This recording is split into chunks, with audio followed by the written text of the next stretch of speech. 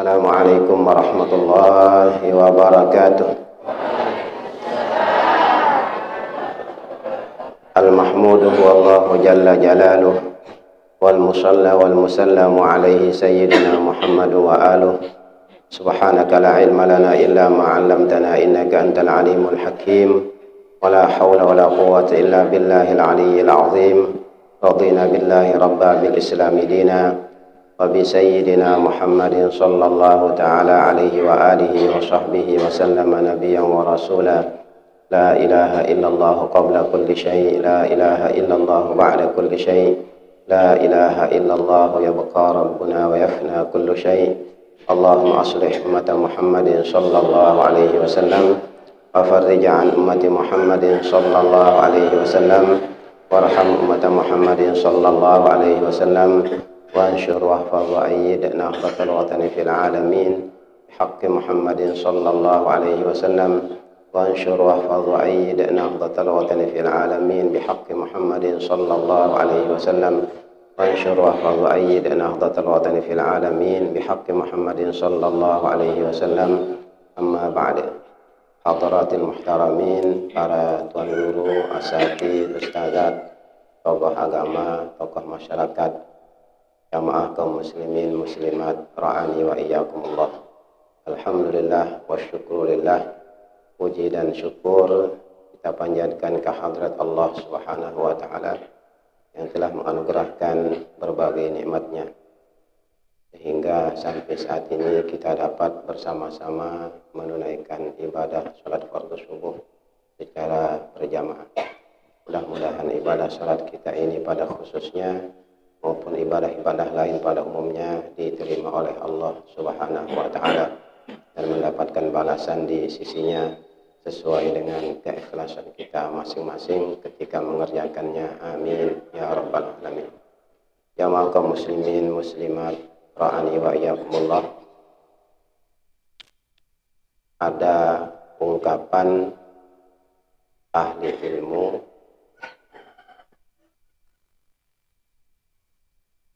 yang mengatakan syai'ani yuhzinani, rajulun lam yadkhulil masjida illa fi janazatih wa imra'atun lam tastur aurataha illa fi kafaniha.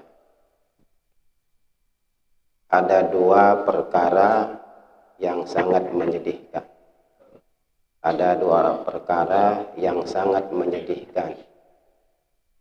Pertama, seorang laki-laki yang tidak pernah masuk masjid kecuali jenazahnya. Tidak pernah masuk masjid kecuali jenazahnya. Yang kedua, seorang perempuan yang tidak pernah menutup auratnya selama hidup kecuali kain kafannya yang menutupi auratnya. Jamaah kaum muslimin muslimat ra'ani wa iyyakumullah. Yang pertama tadi disebutkan niki laki-laki yang tidak pernah masuk masjid kecuali jenazahnya. Di saat dia hidup, di saat dia sehat walafiat, segar bugar, dapat melaksanakan berbagai aktivitas kehidupannya dalam sehari-hari, dia tidak pernah melaksanakan sholat berjamaah di masjid. Boleh jadi dia sholat di rumahnya, boleh jadi dia sholat di tempat ia bekerja, karena memang dalam ajaran agama kita di antara keistimewaan yang dianugerahkan oleh Allah kepada umat ini yaitu diperbolehkan umat Islam melaksanakan sholat di tempat manapun asalkan tempat itu suci. Wa ju'ilat liyal ardu masjidan wa tahura, kata Nabi. Di tempat di permukaan bumi ini, apapun namanya, dijadikan bagiku sebagai masjid, sebagai masjid.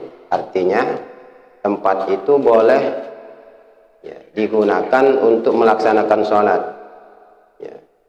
Di sawah boleh kita sholat, boleh. Ya. Di pinggir laut boleh. Ya. Di pinggir kali boleh. Asalkan tempat itu suci, asalkan tempat itu suci. Ya. Kita umat Islam, umat Nabi akhir zaman, diperbolehkan melaksanakan sholat. Ya, sah kita melaksanakan sholat, dianggap sah sholat kita lakukan di tempat-tempat itu. Berbeda dengan umat Nabi terdahulu, di mana mereka tidak diizinkan sholat kecuali di masjidnya. Waalaikumsalam. Jadi kalau mereka sholat di luar masjid, maka sholatnya dianggap tidak sah. Ya, di syariat Nabi terdahulu. Syariat Nabi kita memang tidak demikian. Ya, di tempat manapun diizinkan kita sholat, asalkan tempatnya suci, asalkan tempatnya suci.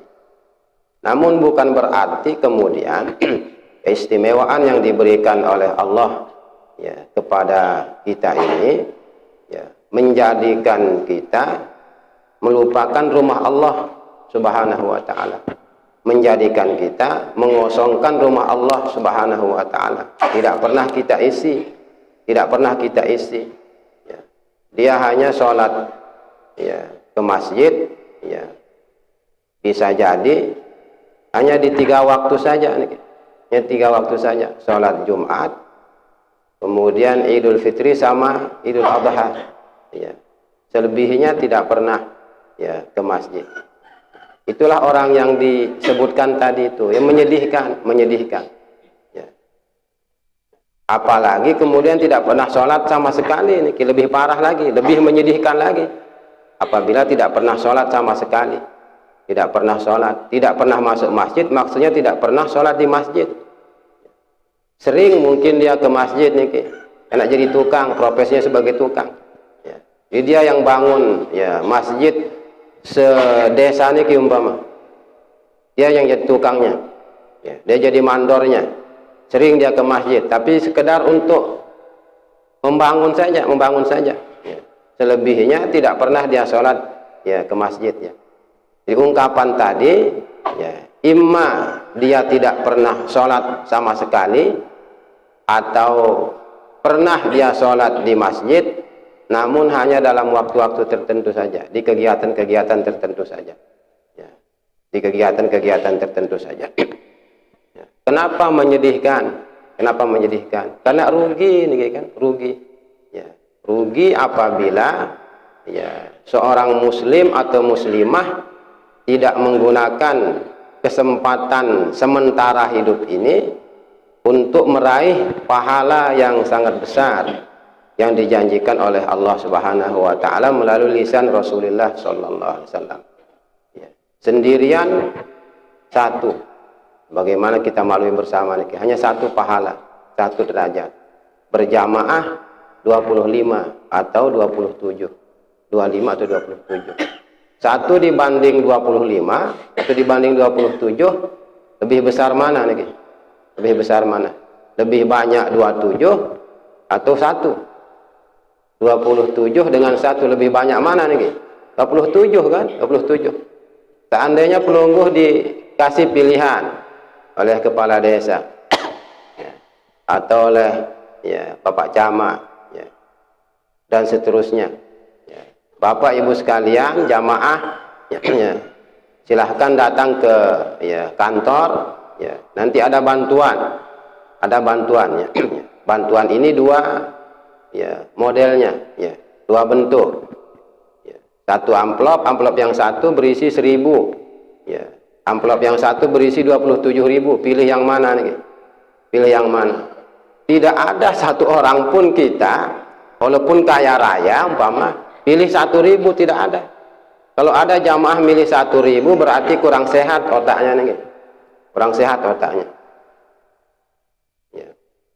Ini harta benda niki, harta benda yang apabila digunakan selesai habis. Ya. Beli makanan, minuman masuk ke perut, keluar, apakah makanan minuman yang tadi masuk itu yang kembali ya keluar dari perut kita? Kan tidak nih kan, kotoran.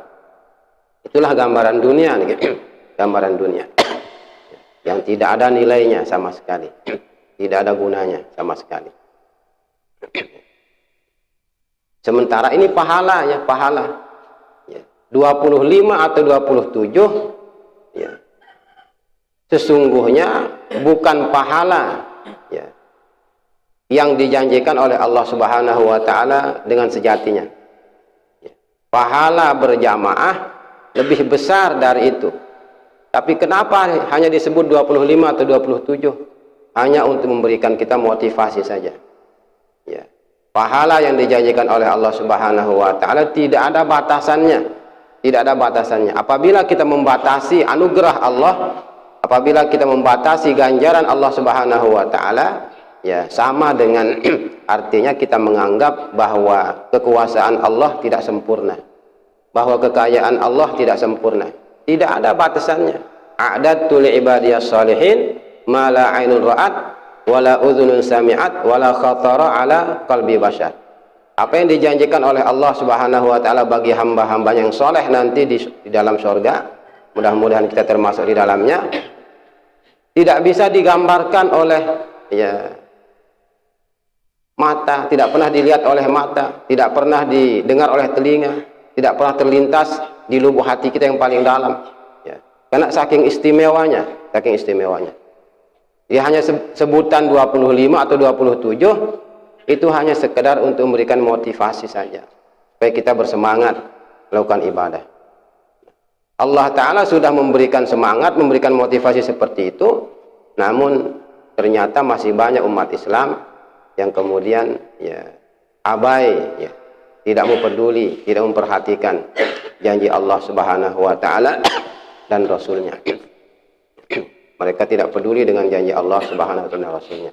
Jamaah kaum muslimin muslimah ra'ani wa iyyakumullah, ya, perlu untuk kita ketahui bersama sebagai bahan perenungan kita bahwa salat berjamaah di masjid, di rumah Allah Subhanahu wa taala khususnya, memang terdapat perbedaan pendapat di kalangan ahli ilmu.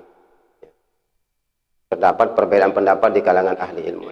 Ya, pendapat pertama yang biasa ya kita gunakan karena kita mazhab Syafi'i, ya mengikut Imam Syafi'i. Imam Syafi'i berpendapat bahwa ya salat berjamaah itu hukumnya sunnah muakkadah. Sunnah muakkadah.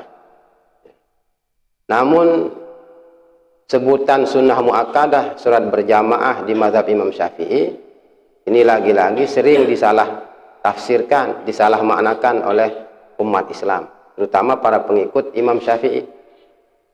Mereka beranggapan bahwa ya istilah sunnah muakkadah itu oleh Imam Syafi'i berarti Imam Syafi'i sendiri pun terkadang salat berjamaah, terkadang tidak. Karena sunat, niki kan sunat. Ya, dikerjakan dapat pahala, tidak dikerjakan tidak dapat dosa. Berarti Imam Syafi'i terkadang mengerjakannya, terkadang tidak mengerjakannya. Tidak demikian. Ya, walaupun Imam Syafi'i mengatakan sunat, ya, namun dapat dipastikan bahwa selama hayatnya Imam Syafi'i tidak pernah meninggalkan salat berjamaah. Tidak pernah. Karena beliau sendiri bercerita bahwa seluruh sunnah Rasulullah Sallallahu Alaihi Wasallam beliau mengerjakannya dengan istiqomah, kecuali hanya satu niki, beliau tidak mampu mengerjakannya. Ya, kata beliau, yaitu mencabut langsung bulu ketiak karena sakitnya, kena sakit nih, mencabut bulu ketiak langsung. Ya, itu beliau tidak mampu mengerjakannya. Selain dari itu, termasuk sholat jamaah, beliau tidak pernah melupakannya. Karena seseorang baru layak disebut sebagai imam apabila mereka istiqomah berjamaah 5 waktu. Bahkan Imam Ibnu Asakir, namanya Imam Ibnu Asakir, ya, guru dari Imam Ibnu Arabi Al-Hatimi Al-Andalusi, beliau digelari Al-Imam setelah istiqomah salat berjamaah 5 waktu selama 40 tahun ini. 40 tahun. 40 tahun sedikit atau banyak nih? Lama atau sedikit? Lama atau sebentar? 40 tahun. 40 tahun ini. Bukan sehari 2 hari. Ya. Bukan sehari 2 hari. Tapi 40 tahun, dan itu 5 waktu. 5 waktu. Zuhur berjamaah di masjid, asar berjamaah, maghrib berjamaah, isya berjamaah, subuh juga ya berjamaah. Dan istiqomah nih, istiqomah. Ya. Bukan kemudian nanti ya di apa namanya ya musim-musim tertentu, waktu-waktu tertentu ya tidak lagi berjamaah, tidak. Ya. Istiqomah selama 40 tahun, tidak pernah putus, tidak pernah putus. Baru kemudian beliau diberikan ya gelar ya dengan al-imam, panutan umat, public figure. Public figure kalau bahasa kita, public figure. Bukan public figure seperti yang ya disuarakan ya oleh kebanyakan masyarakat sekarang. Ya. Tingkah lakunya tidak dapat dijadikan sebagai panutan, tutur katanya tidak dapat dijadikan sebagai panutan, jadi public figure. Di public figure ya, aurat terbuka ya, pergaulan bebas laki perempuan, jadi public figure. Ya. Jadi selama 40 tahun beliau istiqomah ya berjamaah, baru digelari dengan sebutan al-imam. Ya. Bahkan kalau dalam kajian tasawuf nih, dalam kajian tasawuf, seseorang baru menempati posisi kewalian ya, seseorang baru menempati posisi kewalian ya, di mana dia punya makom ya, punya posisi, punya derajat tertentu di sisi Allah Subhanahu wa taala, apabila seperti tadi dia dapat istiqomah berjamaah selama 40 tahun nih. Baru orang terangkat jadi wali nih, ya, di kajian tasawuf. Kajian tasawuf ya, 40 tahun istiqomah berjamaah tiap waktu ya. Jangan disalah tafsirkan, jangan disalah artikan ketika Imam Syafi'i menyebut sholat berjamaah itu hukumnya sunat muakkadah, berarti ya beliau terkadang melaksanakannya, terkadang juga tidak melaksanakan. Sewaktu-waktu berjamaah, sewaktu-waktu sendirian, tidak. Beliau diyakini istiqomah sepanjang hayatnya ya, mengikuti sunnah Rasul, yaitu berjamaah. Karena bagaimanapun juga ini bagian dari sunnah Rasulullah Sallallahu Alaihi Wasallam. Ya. Dalam ya kitab-kitab fikih apabila dibaca ya tidak pernah ditemukan ya, tidak pernah ditemukan setelah Nabi kita berhijrah, setelah Nabi kita berada di kota Madinah, tidak pernah ditemukan di hadis bahwa Rasulullah Sallallahu Alaihi Wasallam melaksanakan sholat 5 waktu sendirian dalam kondisi apapun, dalam kondisi apapun. Bahkan apabila kita membaca sejarah hidup Rasulullah Sallallahu Alaihi Wasallam menjelang detik-detik kewafatan beliau, beliau sakit keras, sakit parah, ya sampai di ya apa bahasa kita nih? Ada orang kiri kanan di ya, yang memegang pundaknya nih, apa bahasa kita, direbeng ya. Belum sampai ya bawa ke masjid ya oleh 2 orang sahabat ya, kiri kanan ya, ya, supaya dapat melaksanakan sholat subuh terakhir ya, sholat subuh terakhir. Beliau tidak dapat mengimami sholat subuh waktu itu karena sakitnya semakin parah, semakin parah. Senin terakhir beliau hidup ya, hari itu beliau akan meninggal dunia. Subuhnya masih tetap dalam keadaan berjamaah sholat subuh, walaupun duduk beliau berjamaahnya. Demikian pula para sahabat-sahabat yang lain. Sayyidina Umar bin Khattab ya, setelah ya dilukai ya ditikam, darah ya keluar dari perutnya ya, dengan berbagai cara diusahakan supaya jangan keluar, jangan merembes darah ya, tapi tidak bisa juga karena saking lebar ya apa namanya tikaman di perut beliau meskipun darah mengucur deras dari perutnya, beliau tetap berjamaah sholat subuh di waktu itu. Nah kita ya, dalam kondisi sehat walafiat, mohon maaf tidak ada yang menjamin kita masuk surga, kan tidak ada.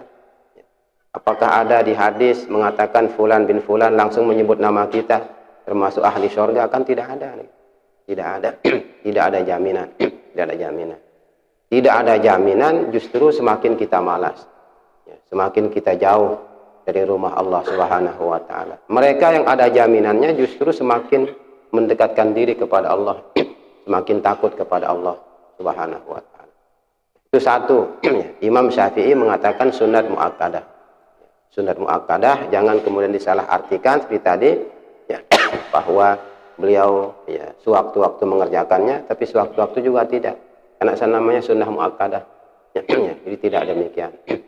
Kemudian yang kedua, ya, ada pendapat ya ahli fiqh ya yang mengatakan bahwa ya sholat berjamaah itu ya hukumnya adalah fardu kifayah. Ya, fardu kifayah. Dalam hal ini Imam Nawawi rahimahullah, ya fardu kifayah. Kewajiban kolektif. Apabila di satu kampung, apabila di satu daerah, di satu dusun, di satu gubuk, ya tidak ada laki-laki yang mengerjakan sholat berjamaah sama sekali di masjid, maka semua laki-laki di tempat itu berdosa. Semua laki-laki di tempat itu berdosa. Itu konsekuensi dari ya fardu kifayah, kewajiban kolektif. Apabila di satu kampung, di satu masjid, ya tidak ditegakkan sholat berjamaah sama sekali, ya maka ya semua laki-laki dewasa di tempat itu ya berdosa. Itu namanya fardu kifayah. Lebih berat lagi dari yang sunnah muakkadah tadi. Kemudian yang ketiga ya hukum berjamaah itu ya kata ahli ilmu adalah fardu ain. Fardu ain. Kewajiban individu, kewajiban pribadi di setiap muslim, khususnya laki-laki, setiap laki-laki muslim yang sudah dewasa, apabila dia tidak berjamaah, maka sholatnya kalau dia sendirian meskipun sah berdosa. Berdosa. Di kewajiban pribadi apabila ada laki-laki dewasa tidak sholat berjamaah, ya maka sholatnya sah tapi dia berdosa karena fardu ain. Ini semakin berat nih. Yang paling ekstrim ya pendapat Imam Daud Zahiri yang mengatakan bahwa sholat berjamaah itu adalah syarat sah sholat. Syarat sah sholat ini. Apabila kita tidak berjamaah maka sholat kita tidak sah. Munit berjamaah subuh tidak sah. Sembahyang dan ya. Kita sendirian sholat zuhur tidak sah. Sendirian sholat asar tidak sah. Sendirian sholat maghrib dan seterusnya tidak sah. Ya. Karena berjamaah itu adalah syarat sah ya berjamaah. Ya. Syarat sah ya syarat sah sholat itu berjamaah. Kalau tidak berjamaah maka sholatnya ya yang sendirian dianggap tidak sah oleh agama. Itu kata Imam ya Daud Zahiri. Semua pendapat tadi dari yang sunnah muakkadah, fardu kifayah, ya fardu ain sampai ya syarat sah ya sholat ya secara berjamaah semuanya ya dipelopori oleh ahli fikih, ahli hukum Islam dari aliran Ahlus Sunnah wal Jamaah. Semuanya Ahlus Sunnah wal Jamaah nih. Imam Syafi'i Ahlus Sunnah wal Jamaah, aliran Ahlus Sunnah wal Jamaah fikihnya. Ya, Imam ya, Nawawi juga begitu karena beliau pengikut Imam Syafi'i. Imam Ahmad yang mengatakan kewajiban pribadi itu juga Ahlus Sunnah wal Jamaah. Imam Daud Zahiri bahkan pendiri mazhab Zahiri juga Ahlus Sunnah wal Jamaah fikihnya. Di semua pendapat tadi tidak keluar dari ya akidah Ahlus Sunnah wal Jamaah para pencetusnya, para pelopornya. Jadi pelopor-pelopor pendapat tadi, yang menginisiasi pendapat-pendapat tadi, yang mempelopori pendapat-pendapat tadi, mulai dari yang sunnah muakkadah, fardu kifayah, fardu ain, sampai syarat sah sholat, semuanya adalah ulama-ulama fikih beraliran ahlus sunnah wal jamaah. Ya. Untuk apa kita mengetahui perbedaan pendapat tadi? Ya, supaya kita umat Islam tanpa kecuali berusaha melaksanakan sholat 5 waktu itu dengan memperhatikan pendapat-pendapat tadi, sehingga kita berhati-hati. Siapa tahu nanti di kemudian hari Allah Ta'ala justru merestui pendapat ulama yang mengatakan bahwa berjamaah itu syarat sah sholat. Apabila Tuhan merestui pendapat itu, Tuhan menginginkan pendapat yang mengatakan bahwa berjamaah itu syarat sah sholat, lalu kemudian kita tidak pernah melakukannya atau jarang-jarang melakukannya, berarti selama kita hidup kita dianggap tidak pernah sholat, karena dianggap tidak sah sholat kita oleh Allah Subhanahu wa Ta'ala. Jadi kehati-hatian itu penting. Apabila ada perbedaan pendapat di kalangan ahli ilmu, maka berusahalah mengambil pendapat yang paling ekstrim, pendapat yang paling berat, supaya itu yang kita lakukan. Karena siapa tahu justru Allah Subhanahu wa Ta'ala menginginkan pendapat itu, sehingga apabila kita sudah melakukannya, apabila kita sudah menjalankannya, tidak ada lagi persoalan di kemudian hari bagi kita nanti di sisi Allah Subhanahu wa Ta'ala. Bagaimana kita akan kembali ke dunia setelah nanti ada vonis hukuman di akhirat. Kita ingin kembali ke dunia untuk kembali menjalankan ibadah yang tidak pernah kita laksanakan, karena Tuhan memvonisnya mengatakan syarat sah sholat. Saya menginginkan bahwa berjamaah itu adalah syarat sah sholat. Apabila Allah Ta'ala mengatakan demikian, maka rugilah bagi mereka yang kemudian tidak pernah berjamaah atau tidak berjamaah, tidak pernah berjamaah atau tidak berjamaah. Rugi, rugi.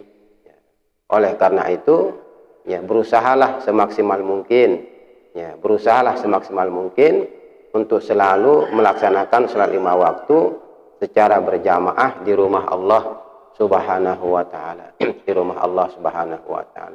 Namanya saja rumah Allah. Namanya saja rumah Allah Subhanahu wa Ta'ala.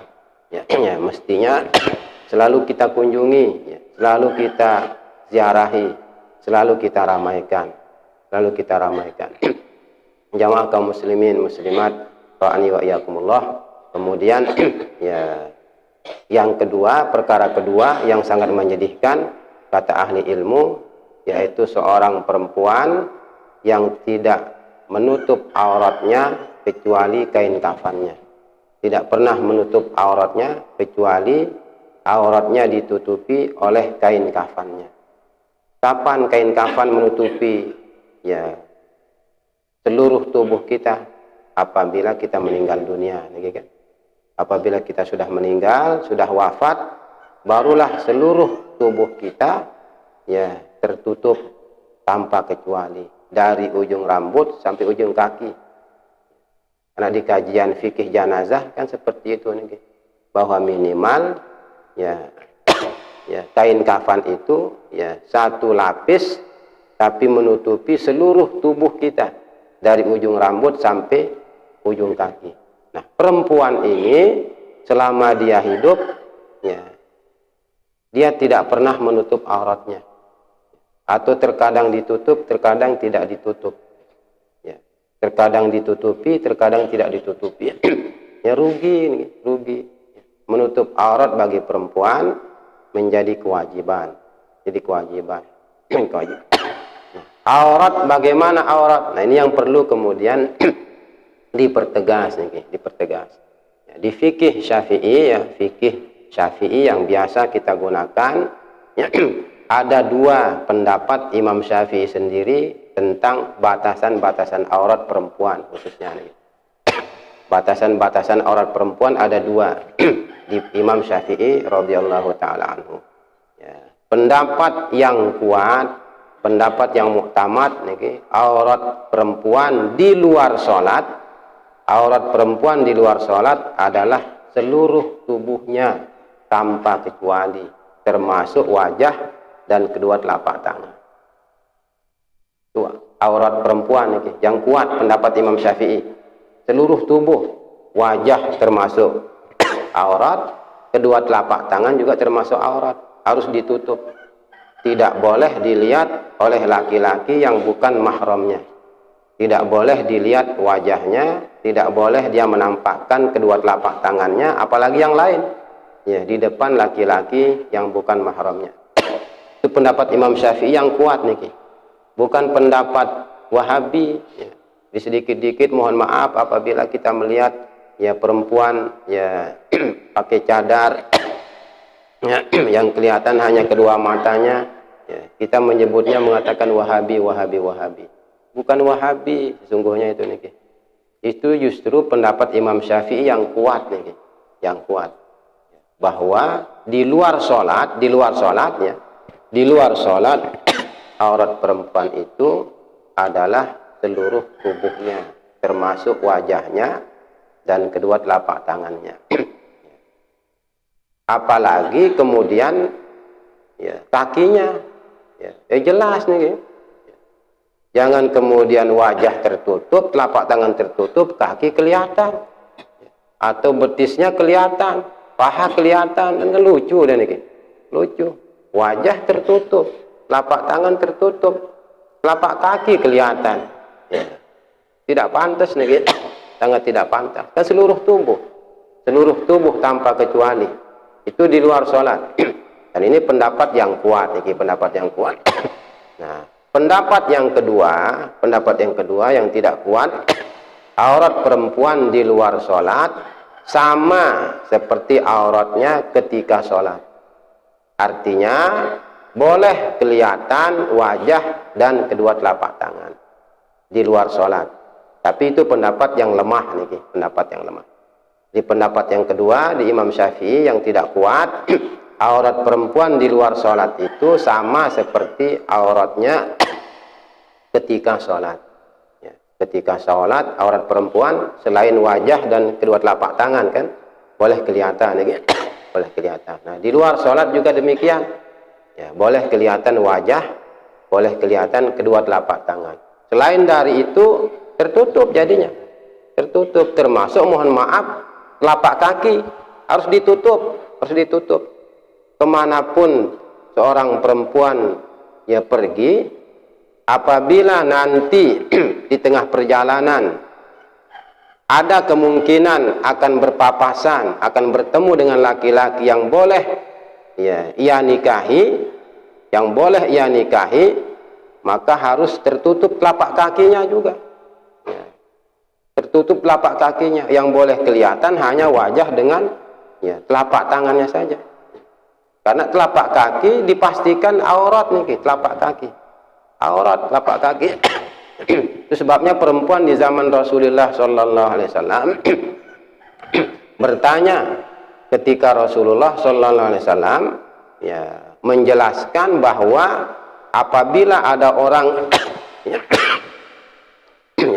menjulurkan ujung ya sarungnya, ujung kainnya ya melebihi mata kaki ya, maka ya orang itu dianggap ya sombong kan, orang itu dianggap sombong ya.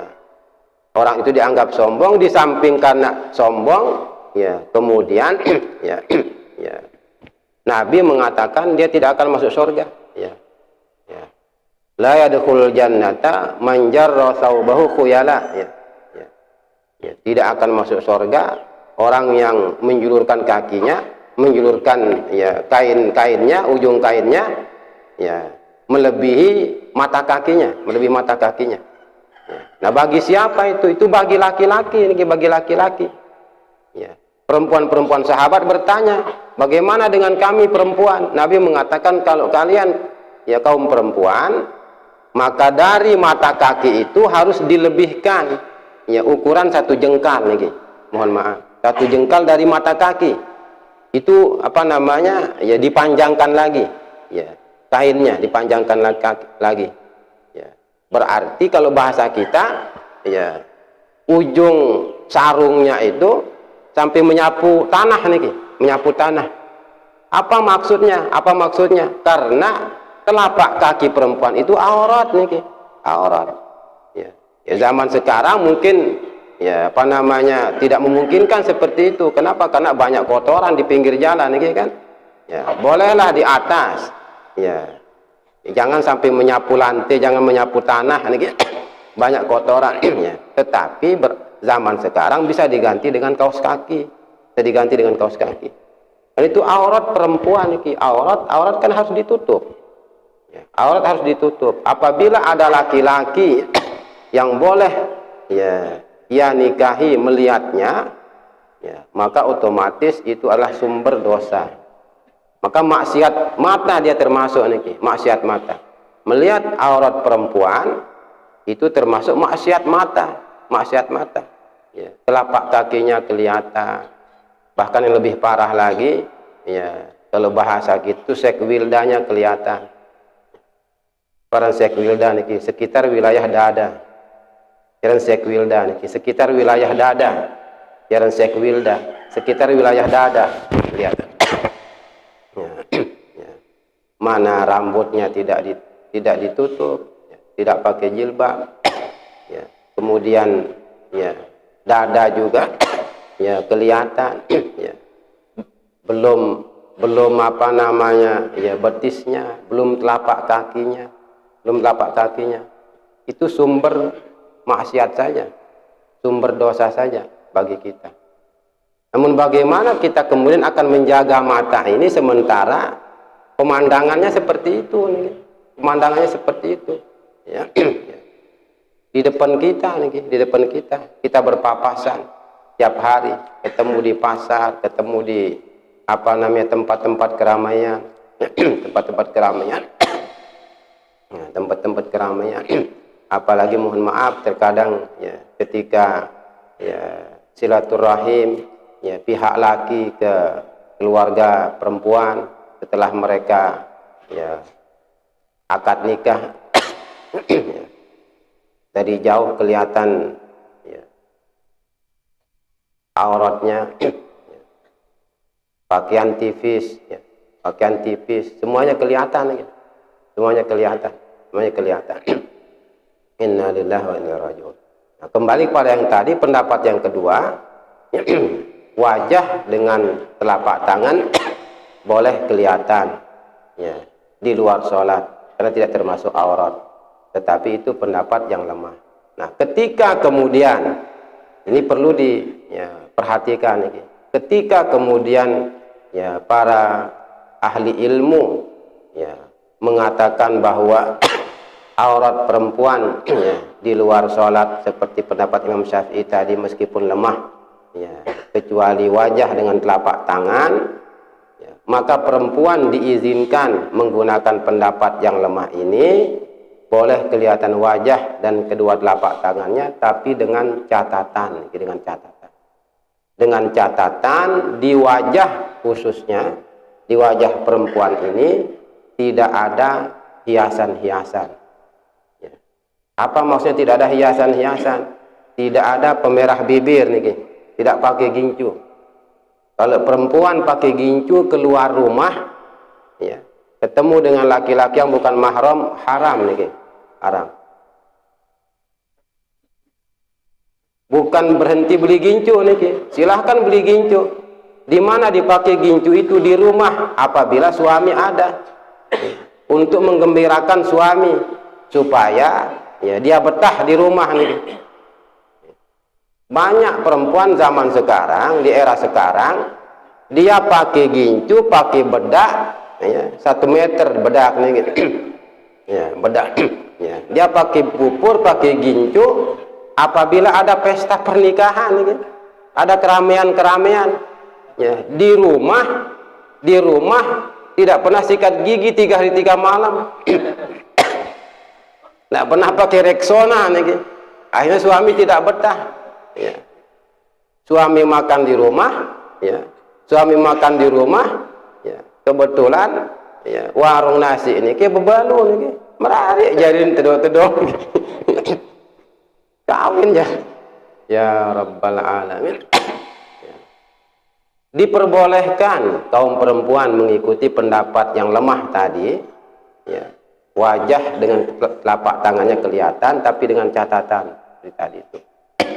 Tidak boleh pakai gincu, tidak boleh pakai bedak, tidak boleh pakai bedak.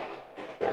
Kalau ada gincu, ada bedak, gincu atau bedak, maka dipastikan haramnya, haram, din kanggo, tidak boleh sama sekali. Dan tidak ada ulama yang memperbolehkan sama sekali, tidak ada, tidak ada, tidak ada. Maka walaupun ya wajahnya bukan aurat, namun ada pemerah bibir, ya, ada lipstik, ada gincu, ada bedak, ya, bukan menjadi ya boleh lagi, tetapi haram dia jadinya ini, haram. Kan yang melihat kita, mohon maaf, yang melihat kita adalah ya orang yang sudah tua renta, umpama katanya. Orang yang sudah tua renta, saya ketemu dengan papu-papu, kakek-kakek, nenek-nenek, kakek-kakek, nenek-nenek sama saja nih. Jangan dikira ya, ya, bahwa hati manusia itu tidak bisa menyatu meskipun beda usia. Kan banyak cerita nih kan, banyak cerita. Ya. Laki-lakinya usia ya 15-20 tahun, istrinya usia 80-90 tahun. Ya. Atau sebaliknya. Sebaliknya. Jadi jangan dikira bahwa ketertarikan itu karena usia masih muda, wajah masih segar. Tidak. Jadi itu aurat perempuan. Aurat perempuan. Nah, perempuan ini selama hayat seperti tadi, dia tidak pernah menutup auratnya. Atau jarang menutup auratnya. Jarang menutup auratnya. Nah, jadi auratnya selalu ya, diperlihatkan pada laki-laki yang bukan mahramnya. Ya. Kita berusaha ingin menjaga mata, tidak melihat aurat perempuan, tapi seperti tadi sulit, ya sulit. Panjang perjalanan kita menuju tempat manapun, kita mau ke rumah Allah, kita mau ke madrasah, mau ke pasar, apalagi ya, dipastikan di tengah perjalanan atau di tempat-tempat keramaian tadi, ya, kita akan menemukan ya, banyak sekali perempuan-perempuan yang tidak menutup auratnya, tidak menutup auratnya. Ya. Kakinya, telapak kakinya kelihatan. Bahkan lebih parah lagi seperti tadi ini, ya.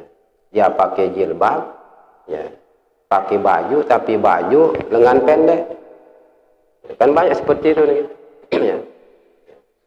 Jilbab dipakai, ya, jilbab dipakai, ya. Tapi baju lengan pendek, ya. Baju lengan pendek, ya. Baju lengan pendek, ya.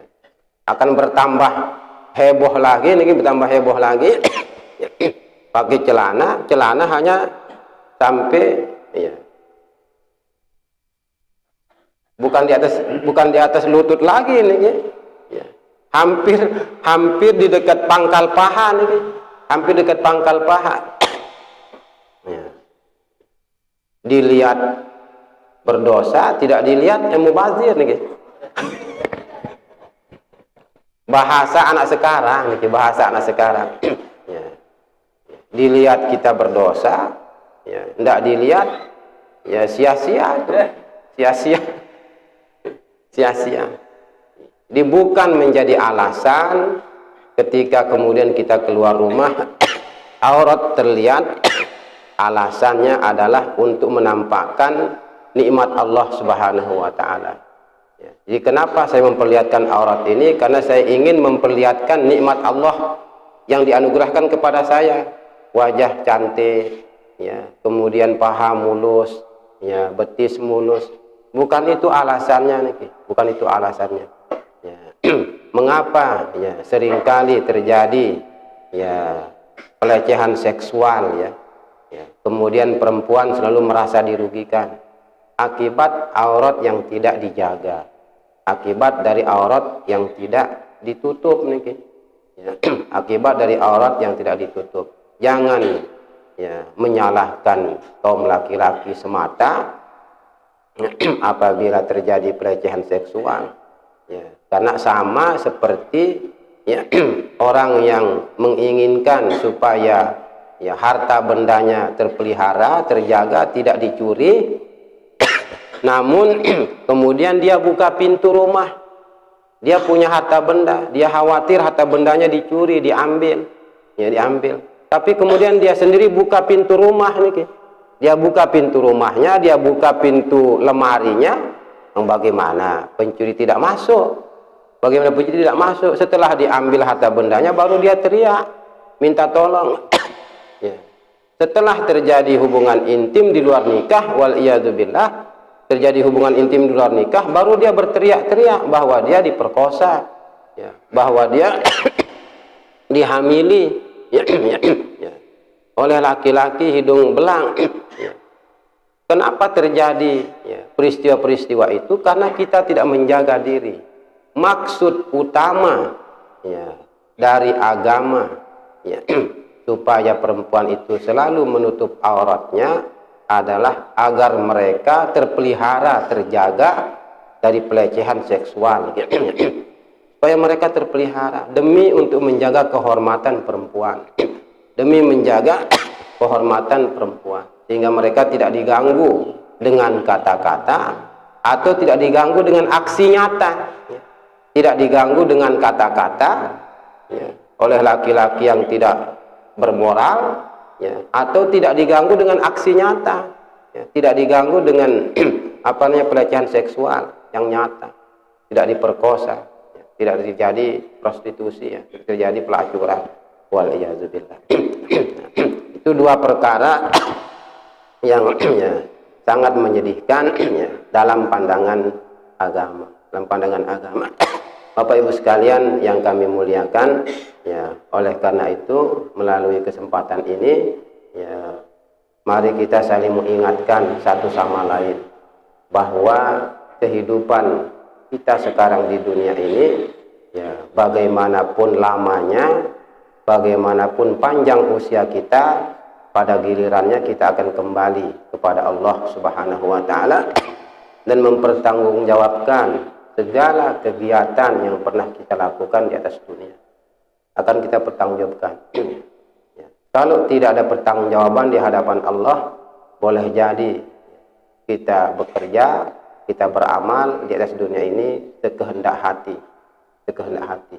Namun persoalan besarnya kehidupan kita tidak hanya ya, sampai kubur saja, tidak hanya sampai di atas dunia saja. Ada kehidupan yang abadi, ada nikmat yang abadi, bahkan waliyadzubillah ada juga siksaan yang abadi ya. Karena hanya dua pilihan sebagaimana kita maklum bersama, imma surga, imma neraka. Meskipun kita dikasih usia panjang, sepanjang-panjangnya, pada gilirannya kita akan kembali kepada Tuhan ya. Siapa manusia pertama nih? Siapa manusia pertama? Nabi Adam. Mana Nabi Adam? Mana Nabi Adam?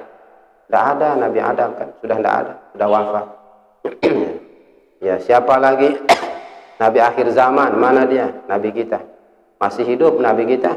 Sudah tidak ada, sudah meninggal dunia nih. Seandainya ada makhluk yang abadi, ada makhluk yang kekal, maka makhluk yang paling pantas kekal itu Rasulullah Sallallahu Alaihi Wasallam. Kenapa? Karena beliau perlu berlama-lama hidup di muka bumi untuk memperbaiki umatnya ya, untuk mengembalikan umatnya kepada sunnah-sunnah yang sudah beliau wariskan. Tetapi faktanya Rasulullah sudah tidak ada. Rasulullah sudah tidak ada. Kalau mereka para nabi, rasul, para auliaillah, para ulama sudah tidak ada lagi. Imam Syafi'i sudah tidak ada. Imam Abu Hanifah sudah tidak ada. Ya, Syekh Abdul Qadir Jailani sudah tidak ada. Bahkan guru kita Maulana Syekh juga sudah tidak ada, sudah meninggal dunia. Ya. Hatta sekalipun kemudian disebut bahwa mereka hidup di alamnya, yaitu bukan alam dunia, alam lain, alam barzakh. Alam dunia sudah selesai, alam dunia sudah selesai.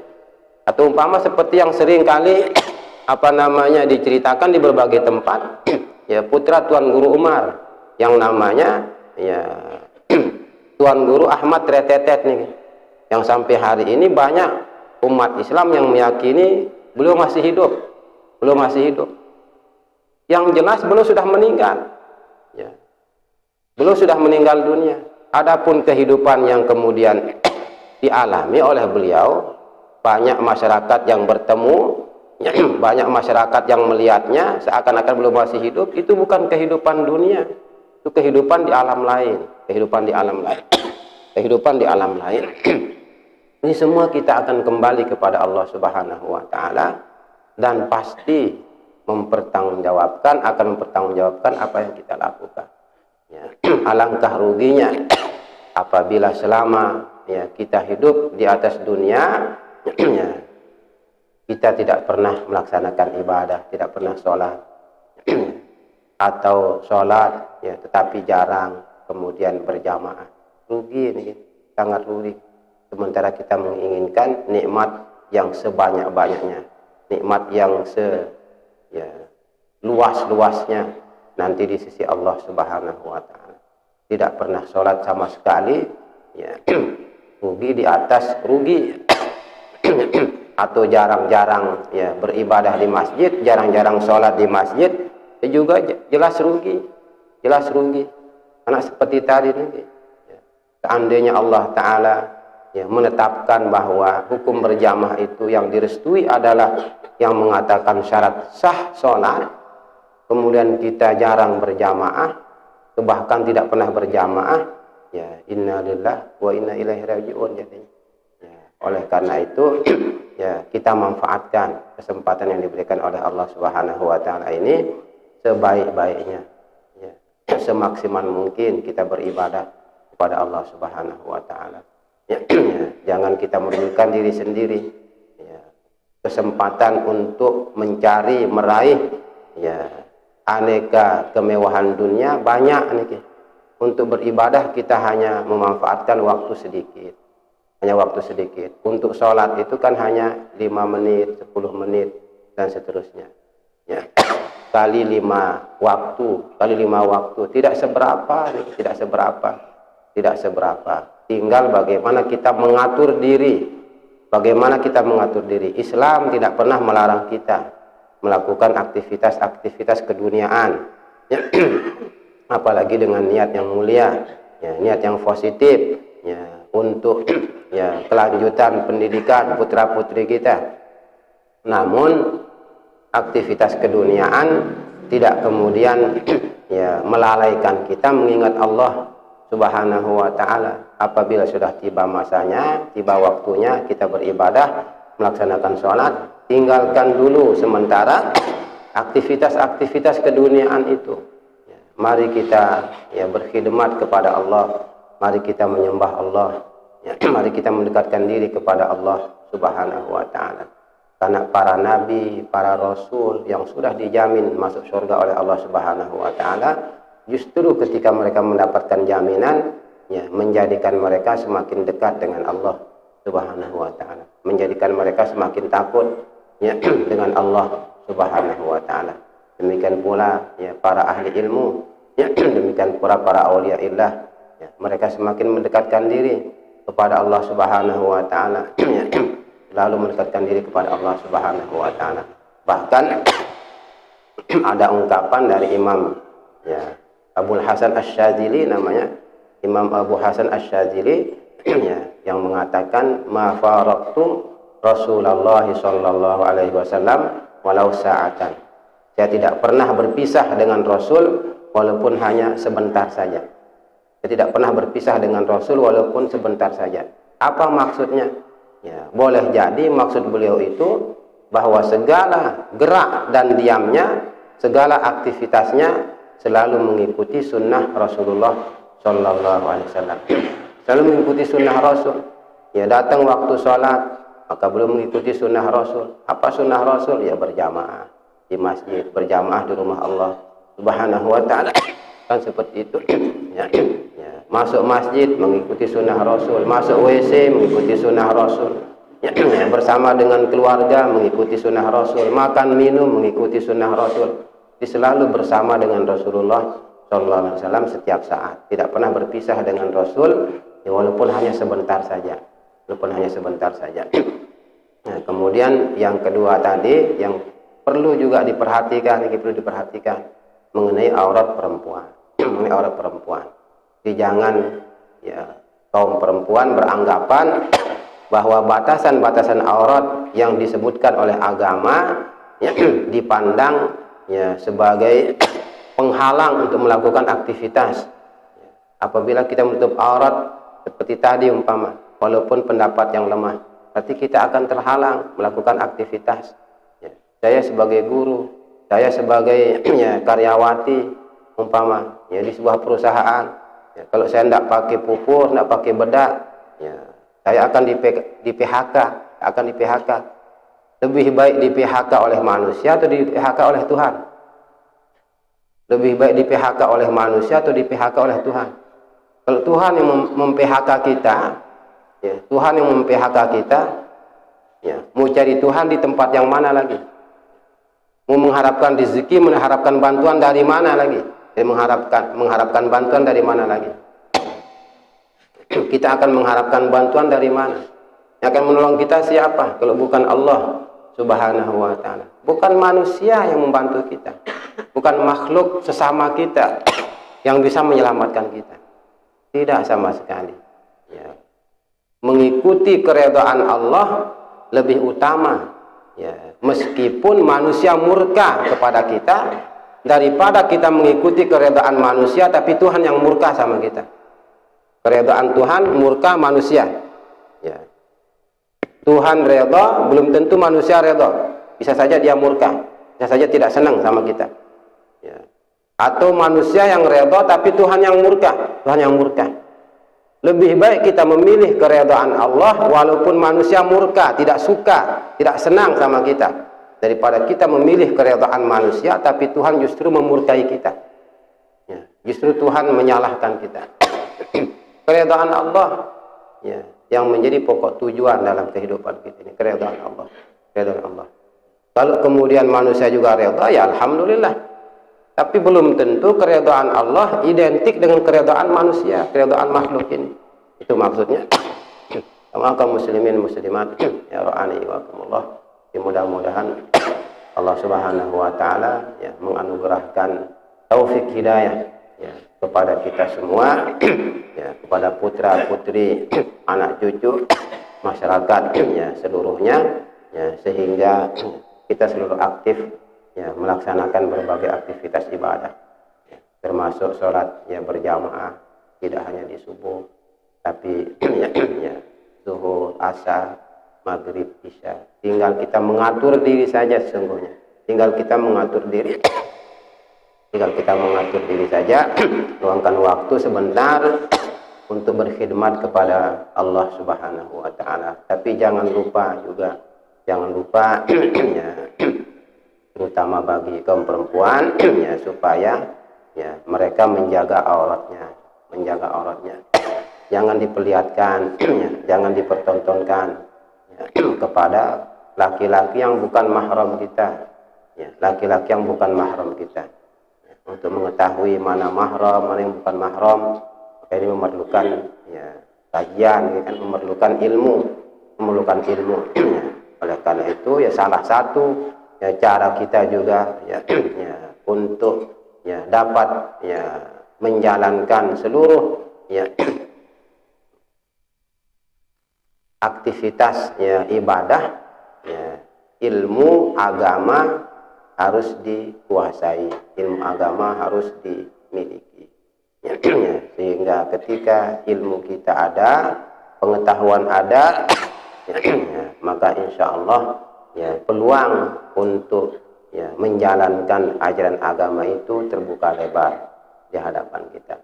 Bapak Ibu sekalian yang kami muliakan ya, tradisi, bukan tradisi sungguhnya, ya, sunnah Rasul ya, yang ya, seringkali diabaikan ya, oleh umat Islam, ya, termasuk diantaranya ya, adalah ya, sholat sunat isyraq ya. Sholat sunat isyraq atau sholat sunat syuruk ya. Sholat sunat syuruk atau sholat sunat isyraq ini ya, diizinkan kita oleh agama mengerjakannya ya, apabila matahari sudah terbit dan ya, meninggi sampai ukuran 1 tombak. Ya, matahari terbit, setelah itu matahari ya, naik ukuran 1 tombak. Ukuran 1 tombak. Ukuran 1 tombak. Ukuran 1 tombak ini setara dengan 7 hasta namanya. Sama dengan 7 hasta. 1 hasta sama dengan 48 cm. Ya, 1 hasta itu sama dengan 48 cm. Maka apabila 1 tombak itu sama dengan 7 hasta, 1 hasta sama dengan 48 cm, maka 7 kali 48 itulah dia yang namanya 1 tombak. 1 tombak. Ya, di zaman sekarang ada ilmu yang akan memudahkan kita. Karena kita ingin mengukur matahari sudah 1 tombak atau 7 hasta pakai meteran, apalagi kan sulit nih. Sulit. Bagaimana kita akan terbang ke dekat matahari untuk mengukur sudah 1 tombak atau tidak? Ya. Tinggal kita memperhatikan ilmunya saja. Ya. Di ilmu astronomi Islam, nih, ilmu astronomi disebutkan ya, matahari itu ketika naik 1 derajat, ya, hitungan 1 derajat. Apabila matahari naik 1 derajat, maka 1 derajat itu matahari sudah naik selama 4 menit. 4 menit. Di 1 derajat itu sama dengan ya 4 menit. Ya. Ya. 1 tombak tadi atau 7 hasta tadi itu sama dengan matahari naik 4 ya, derajat. 4 derajat. Di 1 tombak sama dengan 7 hasta. Ya, 1 hasta sama dengan 48 cm. Yang 7 hasta atau 1 tombak itu ya, berarti 4 derajat. Per derajat 4 menit. Maka apabila 1 tombak atau 7 hasta itu adalah 4 derajat, per derajatnya 4 menit, maka 4 kali 4 sama dengan 16 menit. 16 menit. Maka sholat sunat isyraq atau sholat sunat syuruk itu baru boleh dikerjakan setelah 16 menit dari terbitnya matahari. Bukan begitu matahari terbit. Karena nanti yang seperti ini ada kajian khususnya nih, fikih tentang ya waktu-waktu ya, terlarang untuk mengerjakan ya sholat sunat yang punya sebab di belakang atau punya sebab yang bersamaan. Sholat sunat isyraq ini termasuk sholat sunat yang punya sebab muqaran namanya. Sholat sunat yang memiliki sebab yang bersamaan. Ya, begitu terbit maka ada sholat sunat isyraq. Tapi apakah langsung di saat terbitnya? Tidak. Ya, karena ada larangan. Karena ada larangan untuk melakukan sholat-sholat tertentu, termasuk sholat sunat isyraq. Tidak bisa dikerjakan begitu matahari terbit. Tidak. Jadi harus dikerjakan apabila matahari sudah terbit, 1. Ya, namun setelah dia terbit, kita harus menunggu sampai 16 menit berikutnya. Baru kemudian diizinkan oleh agama kita mengerjakannya. Ya. Waktu terbit matahari pada hari ini ya, pukul 6.30 menit nih. 6.30 menit. Berarti kalau 6.30 menit ditambah dengan 16 menit ya, berarti 6.46. Nggih. Ya. Kan 30 tambah 16 46. Ya. Ya, jadi 6.46 menit ya. Ya, setelah itu ya jadi 6.47 lah. Karena kan kalau 30 sampai 46 itu masih 16 ya, masih 16. Ya, berarti 6.47 baru di sana mulai boleh dikerjakan sholat sunat ya isyraq. Sholat sunat isyraq. Nah, sholat sunat isyraq ini sesungguhnya ya, kalau di fikih Imam Syafi'i ya, sholat sunat isyraq ini ya identik atau sama dengan sholat sunat duha.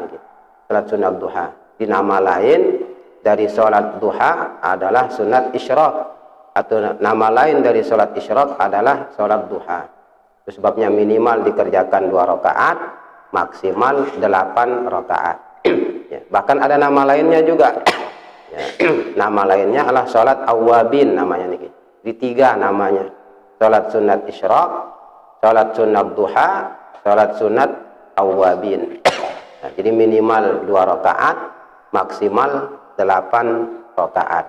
Namun apa namanya? Ya, untuk ya sebutan isyraq, seperti tadi ya, ya tidak sama dengan sebutan duha. Walaupun dia apa namanya? Ya sama jenisnya, pun sama jenisnya. Ya, kalau sholat sunat isyraq baru bisa dikerjakan apabila ya setelah sholat subuh kita duduk di tempat sholat, baca Quran atau belajar mengaji. Ya, setelah itu terbit matahari, tunggu 16 menit baru bisa sholat sunat isyraq. Kalau sholat sunat duha bisa dikerjakan dimanapun nih. Ya, kalau sholat sunat duha ya, ada perbedaan ya sedikit, tidak terlalu banyak. Walaupun sesungguhnya sama nih, lebih banyak kesamaannya. Jadi kalau sholat sunat duha bisa dikerjakan dimanapun. Kita tidak pernah duduk di masjid, jadi begitu selesai sholat subuh langsung kita pulang, langsung kita pulang. Tidak ada nama sholat isyraq nanti, tidak ada. Walaupun matahari sudah terbit, matahari sudah 16 menit, tidak ada nama isyraq. Kita tidak mengatakan sholat isyraq sebutannya. Ya, berarti kalau kita kerjakan apa ya, duha sebutannya duha kalau kita kerjakan. Ya, tapi kalau kita duduk seperti ini di masjid, ya tunggu 16 menit setelah matahari terbit, ya maka bisa langsung disebut dengan sebutan isyraq nih. Bisa langsung disebut dengan sebutan isyraq. Ya, kalau duha atau awwabin ya tidak mesti kemudian kita duduk apa namanya setelah selesai sholat subuh. Tidak mesti kita duduk. Ya. Jadi kalau kemudian kita menyebutnya dengan isyraq langsung, kita ingin mendapatkan pahala haji, umrah seperti yang dimaksudkan oleh Rasulullah SAW, ya maka syaratnya seperti tadi ya harus duduk dulu. Harus duduk, ya belajar, mengaji, baca Quran, berzikir, berwirid, baru kemudian ya mengikuti persyaratan yang disebutkan oleh ya ahli ilmu. Ya, ya. Karena semuanya bersumber ya disarikan dari sunnah Rasulullah Sallallahu Alaihi Wasallam. Jamaah kaum muslimin muslimah rohani wa yakumullah, ya waktu sudah ya tiba ya jam 6.47 menit. Ya, yang cukupkan sampai di sini. Mudah-mudahan ada hikmahnya, ada manfaatnya untuk yang pribadi dan untuk kita semua. Amin amin ya rabbal alamin. Demikian, terima kasih, mohon maaf. Allah a'lam bishawab wa ilaihil marji wal ma'ab. Subhanaka wa bihamdika asyhadu an la ilaha illa anta astaghfiruka wa atubu ilaik. Allahumma fiqhal hadi ila sabil rasyad. Assalamualaikum warahmatullahi wabarakatuh.